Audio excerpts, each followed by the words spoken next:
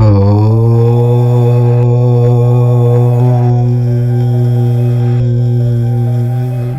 నెలను బట్టి స్త్రీ యొక్క మనస్తత్వం ఎలా ఉంటుంది అనే అంశంపై ఈ వీడియో చేయటం జరుగుతుంది.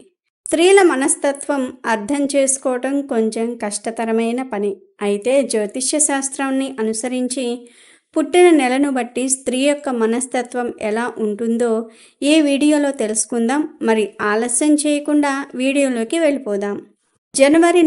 జనవరి నెలలో పుట్టిన అమ్మాయిలు ఎప్పుడూ నవ్వుతూ ఆనందంగా నవ్విస్తూ ఉంటారు. వీరు చూడడానికి అందంగా ఆకర్షణీయంగా కూడా ఉంటారు.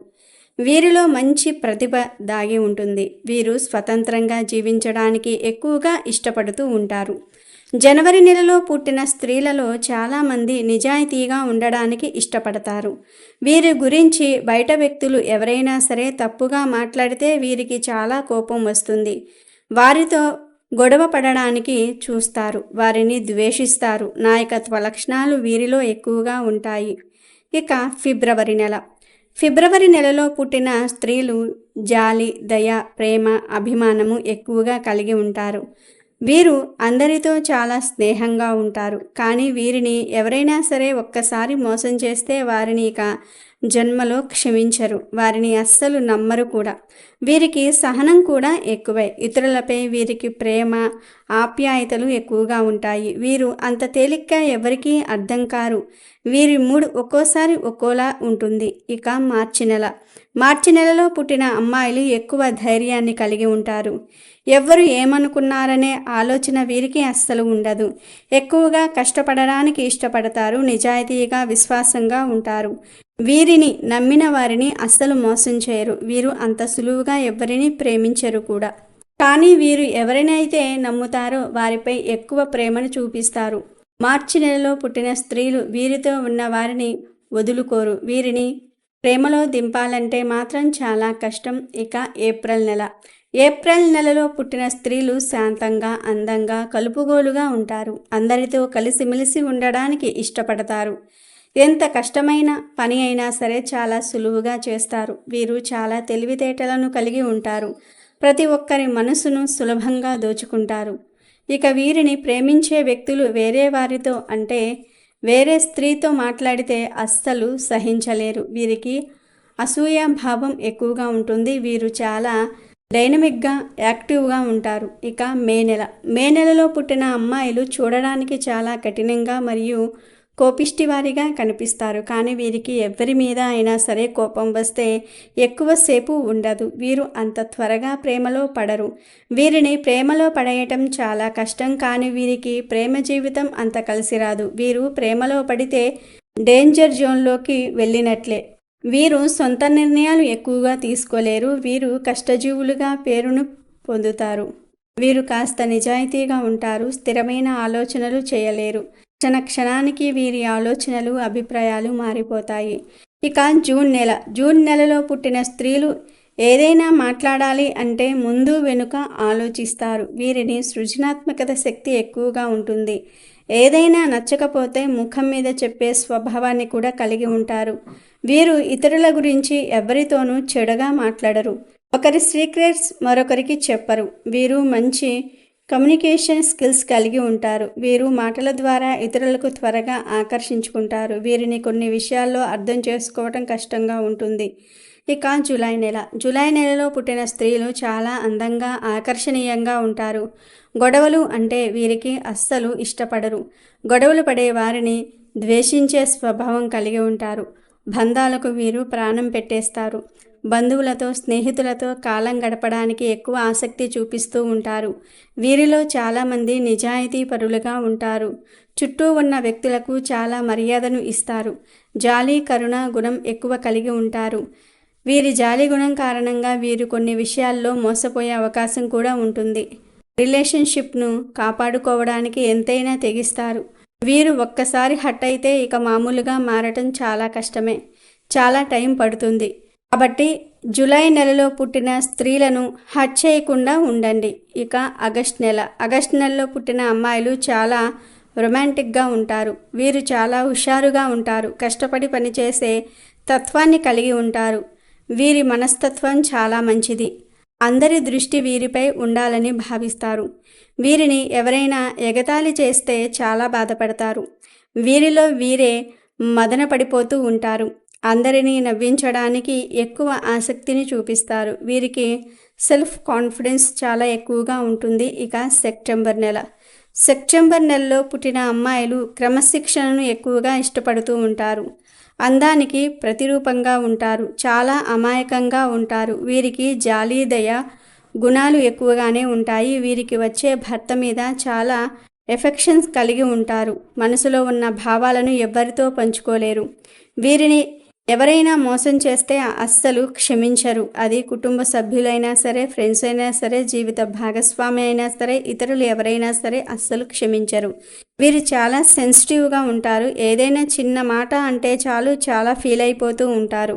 ఇక అక్టోబర్ నెలలో పుట్టిన అమ్మాయిలు అమాయకంగా ఉంటారు. ఎదుటివారి మనసును నొప్పించరు. చిన్న చిన్న విషయాలకే భయపడిపోతూ ఉంటారు. వీరికి భావోద్వేగాలు ఎక్కువ. వీరు చాలా స్మార్ట్గా ఉంటారు. వీరి ఫీలింగ్స్ని అందరితో చెప్పుకోవడానికి ఇష్టపడరు. బాగా నమ్మిన వారిని, దగ్గరైన వారికే వీరి ఫీలింగ్స్ని చెప్పుకుంటూ ఉంటారు. ఈ నెలలో పుట్టిన అమ్మాయిలు అంటే ఇతర మహిళలకు అసూయ ఎక్కువ. వీరు కొన్నిసార్లు కాన్ఫిడెన్స్ను కోల్పోతారు. ఇక నవంబర్ నెలలో పుట్టిన అమ్మాయిలు చాలా తెలివిగా ఉంటారు. ఎవరైనా అబద్ధం చెప్తే వెంటనే పసిగట్టేస్తారు. వీరు ఇతరుల కంటే ప్రతి విషయంలోనూ ఒక అడుగు ముందే ఉంటారు.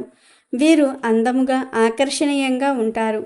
అందరికంటే చాలా ఫాస్ట్గా ఆలోచనలు చేస్తారు. ఏది మంచో ఏది చెడో అనే విషయాలపై వీరికి పూర్తి నియంత్రణ ఉంటుంది. ఇక డిసెంబర్ నెలలో పుట్టిన అమ్మాయిలు ఏ ప్రాబ్లం వచ్చినా చాలా చక్కగా స్మార్ట్గా ఆలోచించి వాటిని పరిష్కరిస్తారు. వీరు ఎలాంటి పరిస్థితులనైనా సరే ఎదుర్కొనే బలాన్ని కలిగి ఉంటారు. వీళ్ళు ఓపెన్ మైండ్గా ఉంటారు. మైండ్లో ఏది అనిపిస్తే అది అనేస్తూ ఉంటారు. ఇంట్లో ఒకలాగా బయట ఒకలాగా ఉండటం వీరికి నచ్చదు.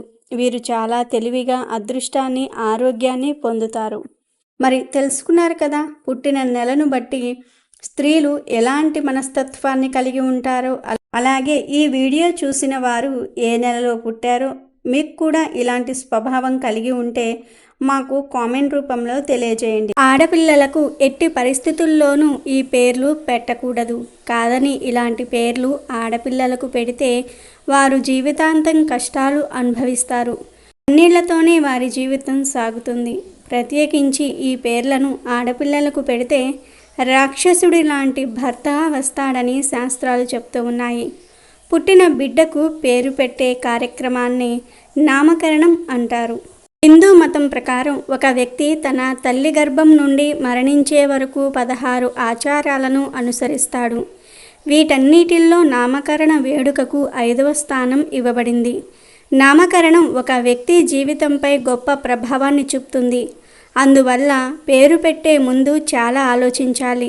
నవజాత శిశువు జన్మించిన వెంటనే అతని కర్మలు జరుగుతాయి. ఈ సమయం నుండి సూతక కాలం జరుగుతుంది. శిశువు పుట్టిన 10 రాత్రులు గడిచిన తర్వాత నామకరణం చేయాలని శాస్త్రం. కొందరు స్మృతికారులు సంవత్సరంలోపు చేయవచ్చునని చెప్పుచూ ఉన్నారు. బిడ్డకు నామకరణం చేసే రోజు హవనము చేసి బ్రాహ్మణులకు భోజనం పెట్టాలి. నామకరణం రోజున పుట్టిన రాసులు, గ్రహాల దిశ, తేదీ, సమయం వంటి అనేక ముఖ్యమైన అంశాలను దృష్టిలో ఉంచుకొని పిల్లల జాతకాన్ని సిద్ధం చేస్తారు. పిల్లల పుట్టుకను బట్టి మొత్తం నిర్ణయించబడుతుంది. ఈ మొత్తాన్ని దృష్టిలో ఉంచుకుని నామకరణ కర్మలు చేయటం ఆనవాయితీ. నామకరణం రోజున బిడ్డకు సూర్యుని దర్శనమివ్వాలి. పిల్లల తాతలు మరియు తల్లిదండ్రులు పిల్లల కుడి చెవి దగ్గర పేరును ఉచ్చరిస్తారు. కొన్ని సమాజాలలో ఈ పవిత్ర వ్రతం కనీసం 5 నుండి 5 మహిళల సమక్షంలో నిర్వహిస్తారు. కొన్ని సాంప్రదాయాలలో శిశువుకు స్వాగతం పలికేందుకు 5 స్త్రీలు పాటలు పాడుతారు. దీని తరువాత హాజరైన ప్రతి ఒక్కరూ బిడ్డకు వారి ఆశీర్వాదం ఇస్తారు. ఇది నామకరణం యొక్క సాధారణ ఆచారం. ఇది పేరు పెట్టే పద్ధతి. అయితే ఇలా నామకరణం చేసేటప్పుడు కొన్ని రకాల పేర్లను అస్సలు పెట్టకూడదని శాస్త్రాలు చెప్తూ ఉన్నాయి. మరి ఆడపిల్లలకు, మగపిల్లలకు ఎటువంటి పేర్లు పెట్టకూడదు అనే విషయాన్ని ఇప్పుడు మనం ఈ వీడియోలో వివరంగా తెలుసుకుందాం. ఫ్రెండ్స్, ఫస్ట్ అయితే ఈ వీడియోకి ఒక లైక్ కొట్టి మా ఛానల్ని సబ్స్క్రైబ్ చేసుకోవటం మర్చిపోవద్దు. పేరు పెట్టేటప్పుడు అనగా నామకరణం చేసేటప్పుడు చాలా జాగ్రత్తలు తీసుకోవాలి. ఎప్పుడైనా సరే బిడ్డకు నామకరణం చేసే కార్యక్రమం ఇంట్లోనే చేయాలి. మీరు చేయాలనుకుంటే ఆలయం లేదా యజ్ఞస్థలంలో కూడా హోమం చేయవచ్చు. పూజ కోసం ఉంచిన కలశంపై ఓం మరియు స్వస్తిక్ వంటి శుభ చిహ్నాలను తయారు చేయాలి. పిల్లలను పూజా గదికి తీసుకువచ్చే ముందు పిల్లల నడుముకు పట్టుదారం కట్టడం చాలా ముఖ్యం. పేరు ప్రకటించే సమయంలో ఉపయోగించే ప్లేట్ పూర్తిగా కొత్తదై ఉండాలి. నామకరణం రోజున మాత్రమే ఆ ప్లేట్ను తెరవాలి. అలాగే ఈరోజు సాత్విక ఆహారాన్ని ఇంట్లో తయారు చేసుకొని తినాలి. నామకరణం చేసే సమయంలో బిడ్డను తల్లితోనే ఉంచితే మంచిది. శాస్త్రాల ప్రకారం పండుగ అష్టమి, చతుర్దశి, అమావాస్య మరియు పౌర్ణమి రోజులలో పిల్లలకు పేర్లు పెట్టకూడదు. అంతేకాదు చతుర్దశి తిథి, నవమి తిథి నాడు పిల్లలకు పేర్లు పెట్టడం అశుభం. పిల్లలకు కులదేవత లేదా దేవత పేర్లు పెట్టడం శ్రేయస్కరం. హిందూ విశ్వాసాల ప్రకారం పిల్లల పేరు యొక్క అర్థం అతని పాత్రను ప్రభావితం చేస్తుంది. పిల్లల పేరు అతని గ్రహస్థితితో సరిపోలేకపోతే పిల్లలకు దురదృష్టాన్ని తెచ్చిపెట్టవచ్చు. అందువల్ల సరైన బిడ్డ పేరును ఎంచుకోవటం చాలా ముఖ్యమైనదిగా పరిగణింపబడుతోంది. ఇక పిల్లలకు ఎటువంటి పేర్లు పెట్టాలి, ఎటువంటి పేర్లు పెట్టకూడదు అనే విషయానికి వస్తే, హనుమాన్ చాలీసా పఠించేవారు వారి పిల్లలకు పవన్, రంగువరన్, భీమన్, హనుమ, సాగర్ లాంటి పేర్లను పెట్టుకుంటే చాలా మంచిది. విక్రమ్, శంకర్, విజయ్, విశాల్ లాంటి పేర్లు పెట్టుకున్నా మంచే జరుగుతుంది. అయితే కొన్ని పేర్లను మాత్రం పిల్లలకు అస్సలు పెట్టకూడదు. పిల్లలకు అస్సలు పెట్టకూడని మొదటి పేరు ఏమిటి అంటే అశ్వత్థామ. ద్రోణాచార్య కుమారుడు. కురుక్షేత్ర యుద్ధంలో అభిమన్యుడి భార్య ఉత్తర గర్భంపై ఈయన బ్రహ్మాస్త్రాన్ని సంధిస్తాడు. దాని వలన కృష్ణుడి ఆగ్రహానికి గురి అవుతాడు. అప్పుడు కృష్ణుడు అశ్వత్థామతో కలియుగం అంతం అయ్యేంత వరకు లోకంలోనే జీవిస్తూ ఎన్నో బాధలు అనుభవిస్తావని అంటాడు. ఇలా శాపానికి గురైన అశ్వత్థామ అనే పేరును పెట్టుకోకూడదని పెద్దలు చెప్తూ ఉన్నారు. పిల్లలకు అస్సలు పెట్టకూడని మరొక పేరు సుగ్రీవుడు. రామాయణంలో సుగ్రీవుడు వాలితో ఎదురుగా యుద్ధం చేసి గెలవలేక రాముడితో చెట్టు చాటు నుండి చంపించి అధమ యుద్ధం చేసి రాజ్యాన్ని సాధించాడు. కనుక సుగ్రీవుడు పేరును కూడా పిల్లలకు పెట్టకూడదు. కాదని పెడితే వారు పెద్దయ్యాక అడ్డదారుల్లో విజయాలను సాధిస్తారు. ఇక పిల్లలకు పెట్టకూడని మూడవ పేరు ఏమిటి అంటే శకుని. సాధారణంగా ఎవరు శకుని పేరు పెట్టుకోవడానికి ఇష్టపడరు. ఎందుకంటే ఇతడు తన మాయాపాచికలతో పాండవులను జూదంలో ఓడించాడు. కౌరవుల వెంట ఉండి తమ వినాశనానికి కారణమయ్యాడు. కనుక పిల్లలకు శకుని అనే పేరు పెడితే వారు జూదానికి బానిసలవుతారని, ఇతరుల జీవితాలను నాశనం చేస్తారని పెద్దలు అంటున్నారు. ఇంకొక పేరు దుర్యోధనుడు. మహాభారతంలో దుర్యోధనుడు చేసిన మోసాల వలన పాండవులు అడవుల పాలవుతారు, రాజ్యాన్ని కూడా కోల్పోతారు. ఇతను ఎంతో మోసకారి. అందుకే దుర్యోధనుడి పేరు ఎవ్వరూ పెట్టుకోకూడదు. పెట్టుకుంటే మోసగాళ్లుగా మారుతారు. ఆడపిల్లలకు ఎప్పుడూ కూడా ద్రౌపది అనే పేరు పెట్టకూడదు. ద్రౌపది పతివ్రతే అయినప్పటికీ ఆమెకు 5 భర్తలు ఉండటం వలన ద్రౌపది అనే పేరును ఏ ఆడపిల్లకు పెట్టకూడదు. పెడితే చాలా ఘోరాలు జరిగిపోతాయి. అలాగే ఆడపిల్లలకు మండోదరి అనే పేరును అస్సలు పెట్టకూడదు. రామాయణంలో మండోదరి మంచి గుణం కలిగిన స్త్రీగా వర్ణింపబడింది. మండోదరి మంచి వ్యక్తిత్వం కలిగినది, పైగా సహనశీలి, దానగుణం కలది. కానీ ఆమెకు రావణుడి వంటి రాక్షసుడు భర్తగా దొరికాడు. కనుక మండోదరి అనే పేరును పిల్లలకు పెడితే రాక్షసుడి లాంటి భర్త వస్తాడని చాలామంది నమ్ముతారు. అందుకే ఆడపిల్లలకు ఆ పేరును అస్సలు పెట్టరు.